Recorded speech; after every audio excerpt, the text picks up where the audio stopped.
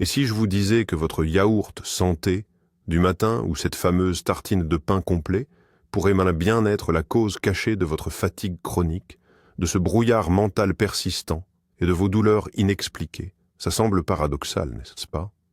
Nous avons l'habitude de classer les aliments en bons et mauvais, mais la vérité est bien plus nuancée. Aujourd'hui, nous allons parler d'un ennemi invisible qui peut se dissimuler même dans l'assiette la plus saine en apparence, l'inflammation chronique. Et attention, je ne vais pas juste vous en parler. Je vais, étape par étape, assembler sous vos yeux l'assiette anti-inflammatoire idéale. Vous verrez comment la nourriture se transforme, passant d'un ennemi potentiel à votre plus puissant allié pour retrouver énergie et pleine santé. D'ailleurs, quel aliment, selon vous, sera la star incontestée de notre assiette?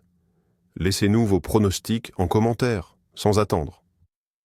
Mais avant de nous lancer dans la composition de cette assiette, clarifions rapidement ce qu'est réellement cette fameuse inflammation chronique.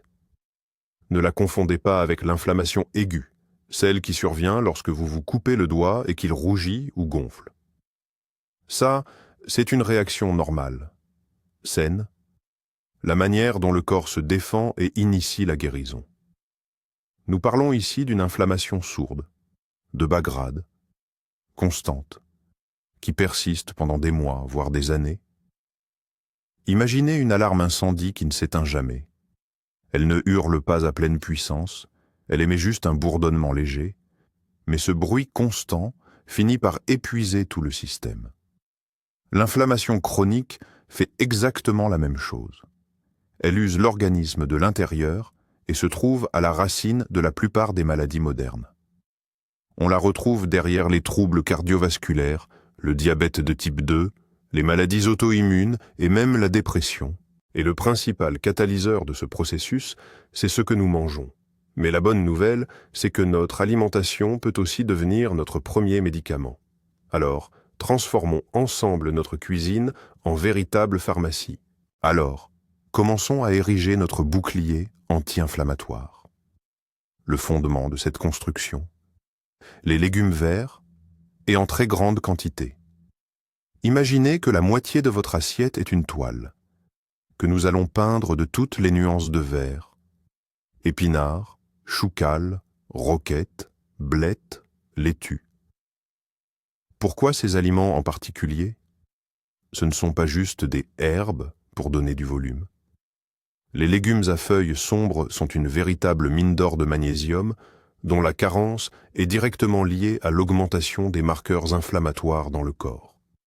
De plus, ils regorgent de polyphénols et d'antioxydants, comme la lutéine et la zéaxanthine, qui agissent comme de petits pompiers, éteignant les foyers d'inflammation au niveau cellulaire.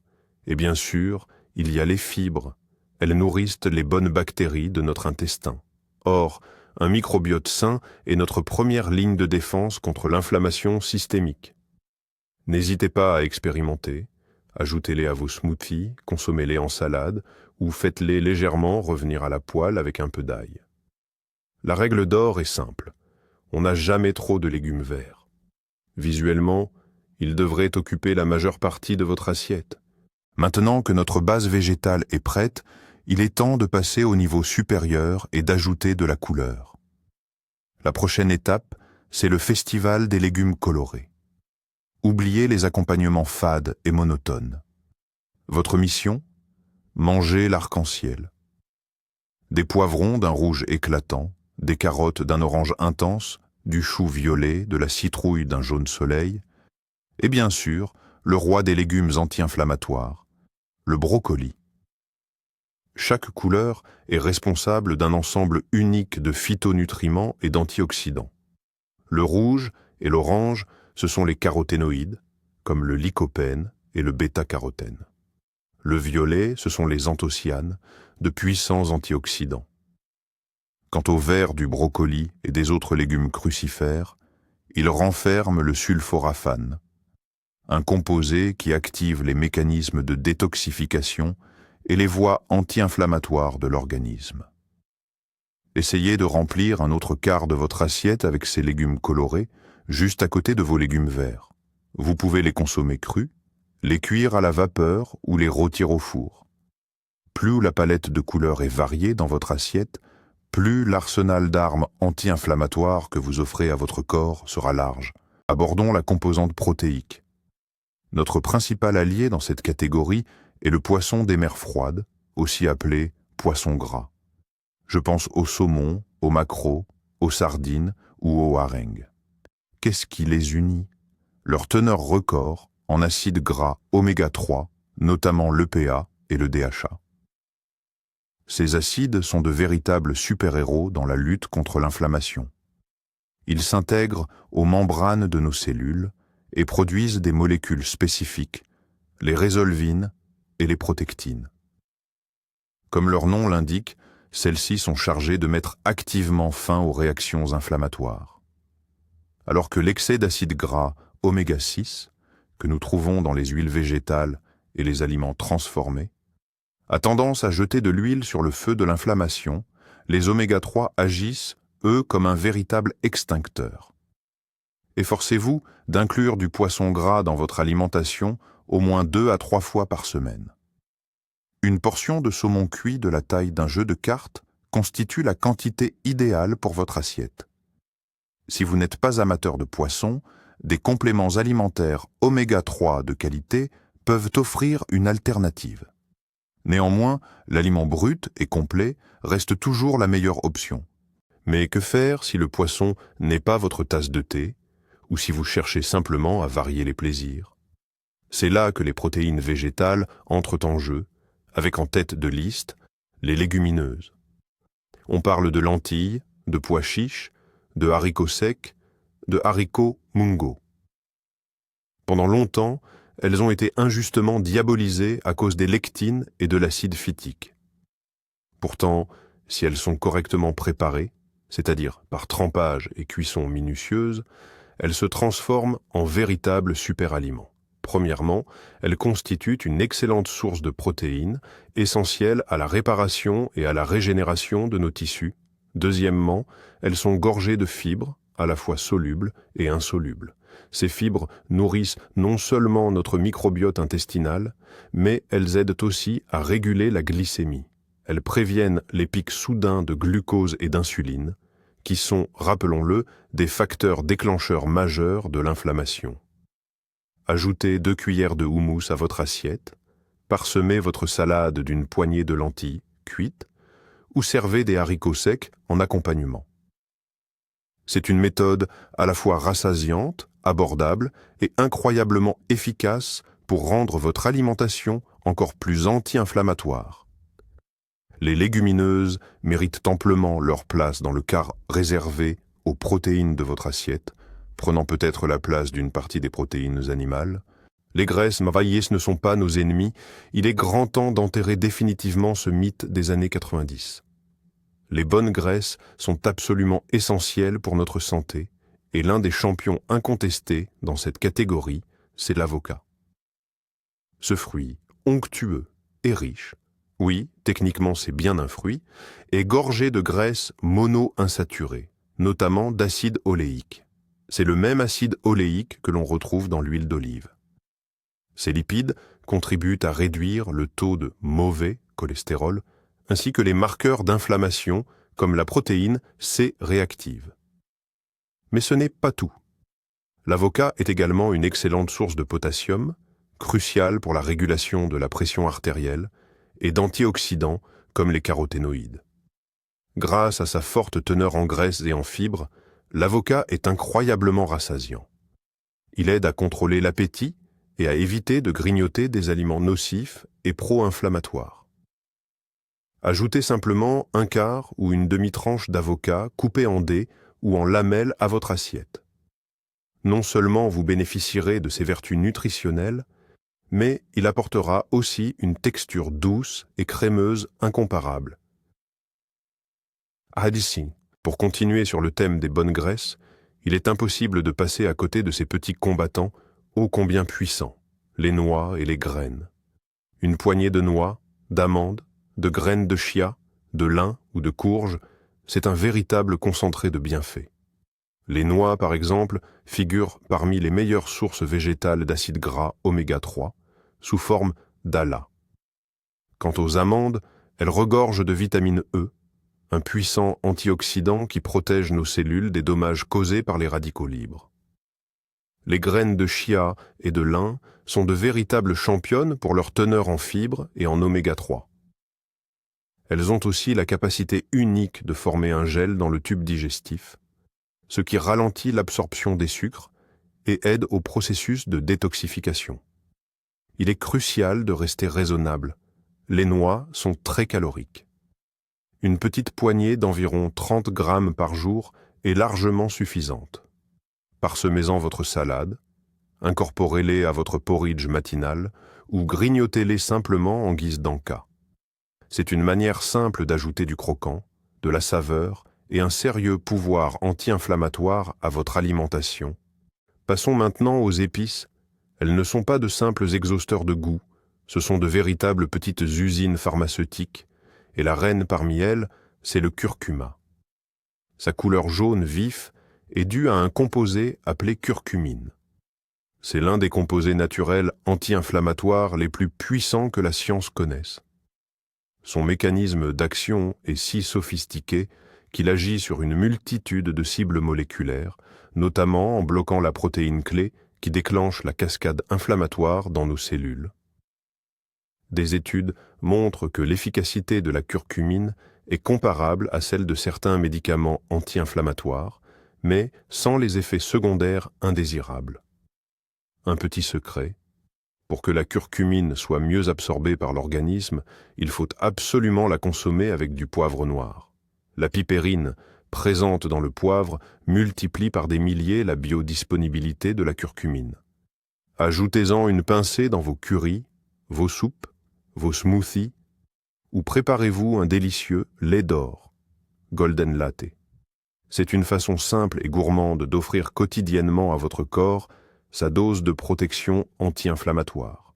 Passons maintenant au gingembre, deuxième incontournable de notre panoplie d'épices, et d'ailleurs un proche cousin du curcuma.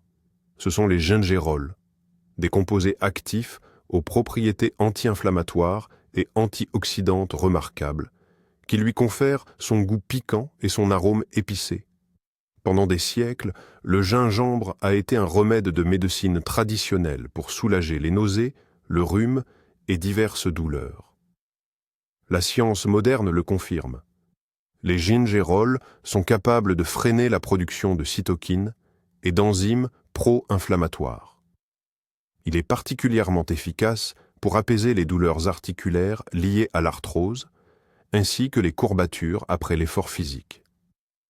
La meilleure façon de consommer le gingembre reste de le prendre frais. Râpez-en un petit morceau dans votre vinaigrette, ajoutez-le à de l'eau chaude avec du citron et du miel pour une infusion réconfortante, ou intégrez-le dans vos plats d'inspiration asiatique. Le gingembre ne se contente pas de combattre l'inflammation. Il est également excellent pour la digestion, un facteur essentiel au maintien d'une bonne santé globale. Et qu'en est-il du dessert? Faut-il vraiment tirer un trait sur les douceurs quand on suit un régime anti-inflammatoire? Absolument pas. Il suffit de faire des choix intelligents. Et c'est là que les baies et les fruits rouges entrent en jeu. Myrtilles, érelles, framboises, fraises, mûres. Ces petits trésors de la nature sont littéralement gorgés d'antioxydants et notamment d'anthocyanes. Ce sont d'ailleurs ces pigments qui leur confèrent leur couleur rouge, bleue ou violette si intense. Les anthocyanes ne se contentent pas de combattre les radicaux libres. Elles exercent une action anti-inflammatoire directe en réduisant la production de molécules pro-inflammatoires dans le corps. De plus, contrairement à beaucoup d'autres fruits, les baies possèdent un faible indice glycémique. Cela signifie qu'elles n'entraînent pas de pic de glycémie soudain. Une petite poignée de baies fraîches ou surgelées, car elles conservent quasiment toutes leurs vertus, constitue la fin de repas idéal ou une excellente collation saine. Ajoutez-les à votre porridge, à un yaourt, ou dégustez-les tels quels. C'est une douceur qui travaille pour votre santé et non contre elle. Passons maintenant au sujet qui fait le plus de débat, les glucides. Beaucoup de régimes demandent de les supprimer complètement, mais c'est une erreur fondamentale. Ce qui compte vraiment, ce n'est pas la quantité, mais bien la qualité. Les glucides raffinés sont effectivement à éviter, mais les céréales complètes, elles, sont nos alliés. On parle ici du quinoa, du riz complet ou sauvage, des flocons d'avoine qui nécessitent une cuisson plus longue, ou encore du sarrasin. Quelle est leur particularité? C'est simple. Ils n'ont pas été dépouillés lors de la transformation. Ils ont conservé leur enveloppe naturelle, le son, extrêmement riche en fibres, en vitamines du groupe B et en minéraux essentiels. Ces fibres permettent de ralentir l'absorption du sucre dans le sang, garantissant ainsi une énergie constante sans les fameux pics d'insuline. Maintenir une glycémie stable est la condition essentielle pour réduire l'inflammation chronique. De plus, les céréales complètes renferment des antioxydants qu'on ne retrouve pas nécessairement dans les fruits et légumes seuls. Quant à la portion, elle doit être raisonnable. L'équivalent de la taille de votre poing, voilà la place que les produits céréaliers complets devraient occuper dans votre assiette. Elles vous apporteront énergie, satiété durable et une aide précieuse dans le contrôle des processus inflammatoires. Le point de départ de la santé, c'est l'intestin. Ce concept gagne en popularité, et à juste titre. L'état de notre microbiote a un impact direct sur notre système immunitaire, ainsi que sur les niveaux d'inflammation systémique. Pour soutenir cette véritable armée de bactéries bénéfiques, l'une des meilleures stratégies consiste à intégrer des aliments fermentés à notre alimentation. La choucroute, le kimchi, le kéfir, les yaourts nature ou le kombucha, ce sont toutes d'excellentes sources de probiotiques vivants. Ces micro-organismes contribuent à renforcer la barrière intestinale. Ils empêchent ainsi le fameux syndrome de l'intestin perméable, où des particules alimentaires mal digérées et des toxines traversent la paroi, rejoignent la circulation sanguine et déclenchent une réaction immunitaire. Les probiotiques ont également pour rôle de produire des acides gras à chaîne courte, comme le butyrate, reconnu pour son puissant effet anti-inflammatoire, localisé spécifiquement dans l'intestin. Il suffit d'intégrer 1 à 2 cuillères à soupe de choucroute ou de kimchi en accompagnement d'un plat principal pour couvrir votre apport quotidien. Attention, choisissez toujours des produits issus d'une fermentation naturelle, sans ajout de vinaigre ou de sucre. Parlons boisson. Oubliez les sodas ultra sucrés et les jus industriels en briques. C'est du sucre liquide pur qui attise instantanément l'inflammation dans votre corps. Notre champion, c'est le thé vert. Cette boisson est vénérée depuis des siècles dans les cultures asiatiques, non seulement pour son goût, mais aussi pour ses innombrables bienfaits. Le composé actif majeur du thé vert est l'épigalocatéchine galate, plus couramment abrégée en EGCG. Il s'agit d'un puissant antioxydant appartenant à la famille des catéchines. Il protège nos cellules des dommages et surtout, il possède un effet anti-inflammatoire remarquable. L'EGCG est capable de freiner la production de cytokines pro-inflammatoires ainsi que l'oxyde nitrique. La consommation régulière de thé vert est associée à une nette diminution du risque de développer de nombreuses maladies chroniques. Assurez-vous d'infuser du thé en vrac de qualité, et non de simples sachets de mauvaise qualité, et visez 1 à 2 tasses quotidiennes. C'est un rituel simple, agréable et incroyablement bénéfique pour l'organisme. Maintenant, placez cette tasse de thé vert fumant et aromatique juste à côté de notre assiette, que nous avons déjà presque composée. Comment sublimer tout ça dans l'assiette? La mayonnaise et les sauces industrielles à base d'huile végétale de mauvaise qualité, on les met immédiatement sur liste noire.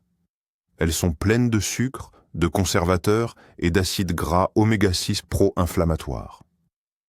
Notre choix se porte sans hésiter sur l'huile d'olive de première pression à froid, la célèbre extra vierge. Ce n'est pas qu'une simple matière grasse, c'est un véritable élixir de santé. Ces bienfaits ne proviennent pas seulement de ces graisses mono-insaturées, mais aussi d'un composé unique appelé oléocanthal. Chose étonnante, cette substance possède le même mécanisme d'action anti-inflammatoire que l'ibuprofène, mais sans les effets secondaires néfastes pour l'estomac. L'oléocanthal est d'ailleurs responsable de cette légère sensation de picotement ou de brûlure dans la gorge que l'on ressent en dégustant une huile fraîche et de qualité. Par conséquent, ne lésinez pas sur la qualité de votre huile d'olive. Utilisez-la pour vos vinaigrettes, arrosez-en généreusement vos légumes cuits ou vos poissons grillés. Attention, ne la chauffez pas à haute température, vous risqueriez de détruire ces précieux polyphénols. 1 à 2 cuillères à soupe par portion, c'est la quantité idéale. On a beaucoup discuté de ce qu'il faut privilégier dans notre alimentation. Maintenant, concentrons-nous sur ce qu'il faut absolument éliminer de l'assiette. Et l'ennemi numéro 1, c'est le sucre ajouté. Je ne parle pas des sucres naturels présents dans les fruits, mais bien du sucre blanc, des sirops et de tous leurs dérivés que les industriels incorporent généreusement dans les sauces, les boissons, les pâtisseries, les yaourts et même dans la charcuterie. Une fois ingéré, ce sucre provoque un pic d'insuline très brutal. Un taux d'insuline et de glucose constamment élevé dans le sang mène à la formation des produits terminaux de la glycation. Ces molécules néfastes endommagent les protéines, y compris le collagène, et déclenchent une réaction inflammatoire très puissante. Le sucre est littéralement le carburant de l'inflammation. Commencez à lire les étiquettes et vous serez stupéfait de voir où il se cache absolument partout. Réduire votre consommation de sucre est sans doute l'étape la plus cruciale et la plus efficace que vous puissiez faire pour lutter contre l'inflammation chronique. Imaginez que vous preniez votre assiette et que vous balayiez d'un coup toutes les sucrières et tous les sachets de sucre raffiné. Le prochain produit à bannir de notre alimentation, ce sont les graisses trans. Ce sont des lipides créés artificiellement par hydrogénation des huiles végétales.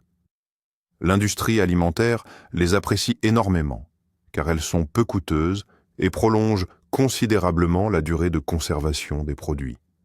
Vous les trouverez dans la margarine, les pâtes à tartiner, les pâtisseries, les confiseries, les fast-foods, les plats pré-préparés et pratiquement tous les aliments frits. Pour notre organisme, les graisses trans sont un poison absolu. Non seulement elles augmentent le taux de mauvais cholestérol, LDL, et diminuent le taux de bon cholestérol, HDL, mais elles provoquent également une inflammation systémique. Elles endommagent la paroi interne des vaisseaux sanguins et perturbent le fonctionnement cellulaire. Même de très petites quantités suffisent à causer des dommages considérables. C'est pourquoi, dans de nombreux pays, leur utilisation est déjà interdite ou strictement réglementée. La meilleure façon de les éviter est de cuisiner soi-même avec des ingrédients bruts et de lire attentivement les étiquettes en recherchant les mentions graisse hydrogénée ou graisse partiellement hydrogénée. Nous devons éliminer sans pitié tout ce qui en contient de notre assiette. Concentrons-nous maintenant sur le dernier ennemi à éliminer, les glucides raffinés. Il s'agit du pain blanc, des viennoiseries, des pâtes faites à base de farine blanche, du riz blanc, de toutes sortes de pâtisseries et de sucreries. Lors du processus de raffinage, ils ont été privés de ce qu'ils avaient de plus précieux, les fibres et les nutriments essentiels. Tout ce qui en reste, c'est de l'amidon pur qui, dans notre corps, agit pratiquement de la même manière que le sucre classique. Il provoque une augmentation tout aussi brutale du taux de glucose et d'insuline dans le sang, ce qui déclenche la cascade inflammatoire. En substance, pour votre organisme, il n'y a pas de grande différence entre une tranche de pain blanc et une cuillère de sucre. De plus, bon nombre de ces aliments contiennent du gluten qui, chez les personnes sensibles, peut constituer un facteur déclencheur supplémentaire d'inflammation. Remplacez le pain blanc par du pain complet ou intégral, les pâtes raffinées par des pâtes faites à partir de blé dur ou de légumineuses, et optez pour des fruits et des baies à la place des desserts sucrés. Ce simple échange représente un investissement majeur dans votre santé et vous aidera à éteindre le feu intérieur. Revenons maintenant aux bonnes nouvelles et aux ajouts positifs. Je voudrais vous parler de produits qui restent souvent dans l'ombre, mais qui sont de véritables héros du front anti-inflammatoire. Il s'agit des champignons. Pas seulement les simples champignons de Paris, même s'ils sont bénéfiques, mais surtout des variétés comme le shiitake, le maitake ou le reishi.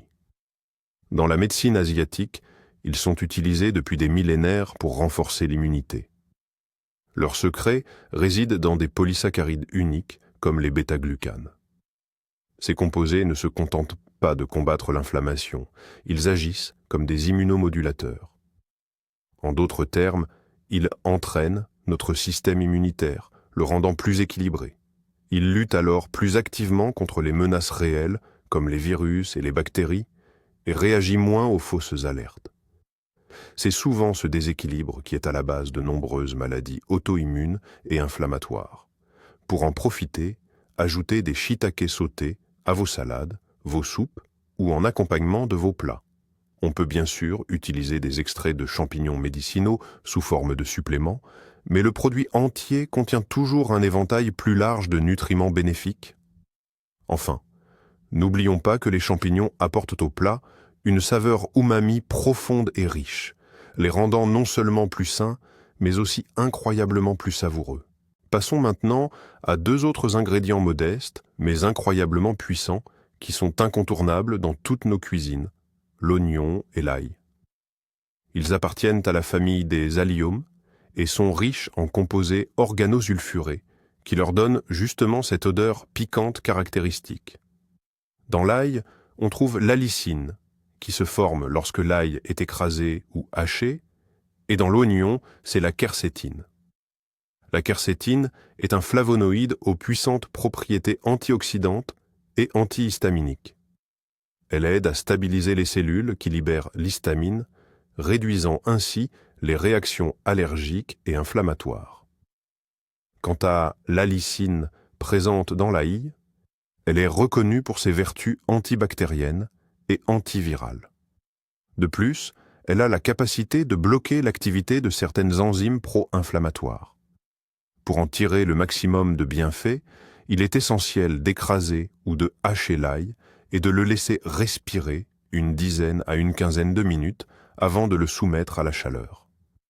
L'oignon et l'ail sont la base de la plupart des cuisines du monde, et ce n'est pas un hasard. Utilisez-les généreusement comme base pour vos soupes, sauces et plats mijotés. C'est la méthode la plus simple et la plus accessible pour booster le potentiel anti-inflammatoire de votre alimentation. On était tellement absorbé par la nourriture qu'on a failli oublier l'élément essentiel de toute alimentation saine, l'eau. De l'eau pure, tout simplement. La déshydratation, même légère, représente un stress pour l'organisme et peut augmenter le niveau des marqueurs inflammatoires. L'eau est indispensable à tous les processus métaboliques, à l'élimination des toxines par les reins et au maintien de la santé articulaire. Elle aide les fibres à jouer leur rôle dans les intestins, prévenant ainsi la constipation et favorisant un microbiote sain. Quelle quantité faut-il boire? Oubliez la règle universelle des 8 verres par jour. Nos besoins sont individuels et dépendent de votre poids, de votre niveau d'activité et du climat. Le meilleur indicateur reste la couleur de vos urines. Elle devrait être de couleur jaune pâle, comme de la paille claire. Gardez toujours une bouteille d'eau à portée de main et buvez par petites gorgées tout au long de la journée, sans attendre d'avoir soif. Car la soif, c'est déjà un signal de déshydratation. Vous pouvez ajouter une tranche de citron, de concombre, ou une feuille de menthe pour améliorer le goût. À côté de notre assiette idéale, un grand verre d'eau pure doit impérativement trouver sa place. Enfin, le 20e et dernier, mais sans doute le plus crucial de notre stratégie anti-inflammatoire, le principe de modération et de diversité. Il ne faut pas tomber dans les extrêmes et transformer la nourriture en ennemi ou en culte. Notre objectif n'est pas une diète stérile et parfaite, mais de bâtir un modèle alimentaire sain et durable que vous pourrez maintenir toute votre vie. Un seul gâteau lors d'un anniversaire n'effacera pas des semaines de bonne alimentation. C'est la tendance globale qui compte. Votre assiette ne doit pas être la même tous les jours. Variez les sources de protéines, testez de nouveaux légumes, explorez les épices. Plus votre alimentation est diversifiée, plus votre corps reçoit de phytonutriments, de vitamines et de minéraux différents. Ne vous focalisez pas sur la recherche d'un seul super aliment qui résoudrait tous vos problèmes. La force réside dans la synergie, dans la manière dont tous ces composants bénéfiques travaillent ensemble, se soutenant et se renforçant mutuellement. Votre but est de créer un modèle alimentaire anti-inflammatoire. Et maintenant, en regardant notre assiette idéale ainsi composée, nous voyons à quoi cela ressemble concrètement. Alors, passons au concret. Voici le résultat. Notre assiette anti-inflammatoire idéale. La moitié est occupée par des légumes colorés et des verdures. Un quart est dédié aux protéines de qualité, que ce soit du poisson gras ou des légumineuses, et le dernier quart, ce sont les céréales complètes. Le tout est complété par de bons lipides provenant de l'avocat, des noix et de l'huile d'olive, et rehaussé par des épices puissantes comme le curcuma et le gingembre. Mais savez-vous quel est le secret ultime, celui qui change vraiment la donne? L'outil anti-inflammatoire le plus puissant, ce n'est pas un aliment isolé. Ce n'est ni la baie de goji, ni les graines de chia, ni même le curcuma pris séparément. Le remède le plus efficace, c'est la synergie. C'est la façon dont tous ces composants travaillent ensemble, sur une seule assiette, en amplifiant mutuellement leur effet. Vous ne consommez pas juste un ensemble d'aliments, vous créez un véritable système biochimique qui œuvre pour votre santé. Ce n'est pas un régime, c'est un mode de vie. Merci d'avoir regardé cette vidéo jusqu'au bout. J'espère qu'elle vous a été non seulement intéressante, mais surtout concrètement utile. Si c'est le cas, merci de mettre un j'aime et de vous abonner à la chaîne pour ne rater aucune de nos prochaines publications. Et maintenant, une question pour vous. Quels composants de cette assiette anti-inflammatoire allez-vous intégrer à votre alimentation dès aujourd'hui? Écrivez votre réponse dans les commentaires, je serai ravi de vous lire